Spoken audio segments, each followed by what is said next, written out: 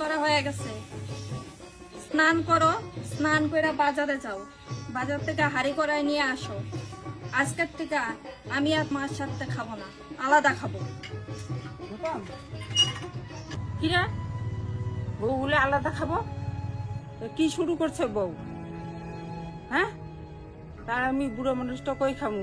আমি কি রান্ধে খাইতে পারি? আমি তো তোর মা, আমি কি রান্ধে খাইতে পারু? হ্যাঁ, তুই ক। হ্যালো মা, তোমার কথা মতোই কাজ করতেছি। হ্যাঁ, আজকে একটা অঘটন ঘটাবো। খাবে না মানে আলাদা, ও খাবে না, ওর বাপ খাবে। কি ব্যাপার, তুমি এখনো পয়সা আছো যে বাজারে হাঁড়ি করে আনতে গেলা না? আজকে যদি আলাদা না খাও তাহলে আমি এখনই বাপের বাড়ি গেলাম। কি বলো তুমি? হ্যাঁ, তুমি যে আমাকে ভয় দেখাইতেছো? হ্যাঁ, গরিবের সংসার কোথায় বুড়া মাটারে নিয়ে সুখে শান্তিতে আমরা বসবাস করব? মা আর বাঁচবে এই কয়দিন কত? তোমারও তো একদিন মা হইতে হবে, তুমিও তো ওই মায়ের মতো বুড়া হবা নাকি? बात तो सही है। তুমি ওই চিন্তা করতেছো না আগামী দিনের? এই বুড়া মাটার যদি তুমি কষ্ট দাও, তোমারও কিন্তু একদিন কষ্ট পাইতে লাগবে।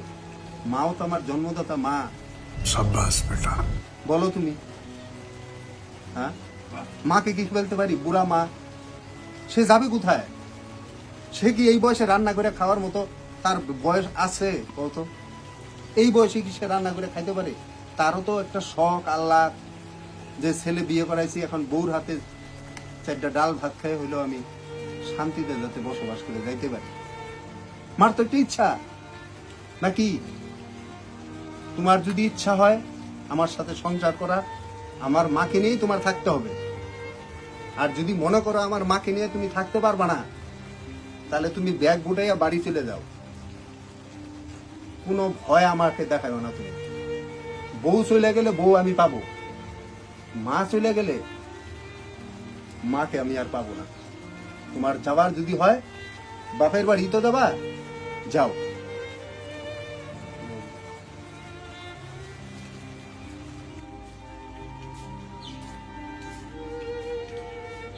গৌতম, চিন্তা করিস না, বৌমা যে শুরু করছে তোরা আলাদাই খা, না গে আমি ভিক্ষা করে খাবো। মা, এটা কি বলো তুমি? মা, তোমার এত বড় সন্তান থাকতে তুমি ভিক্ষা করে খাবা? না, এই ছেলে তোমার হয়ে ভিক্ষা করতে দিব না। বিশ্বাস করো, তোমার বৌমা যদি বাপের বাড়ি চলে যায় না, যায়, ও যেদিন ভুল বুঝতে পারবে যে আমার ভুল হয়েছে, তোমার মতো বুড়া একটা মাকে যদি সে রান্না করে না খাওয়াইতে পারে, এরকম বউ আমার দরকার নাই। বাড়ির থেকে যদি যায় তুমি আটকাবা না, চলে যাক, কোনো দুঃখ নাই মা। বউ গেলে আমি বউ পাবো, কিন্তু তুমি গেলে কিন্তু আমি আর পাবো না মা।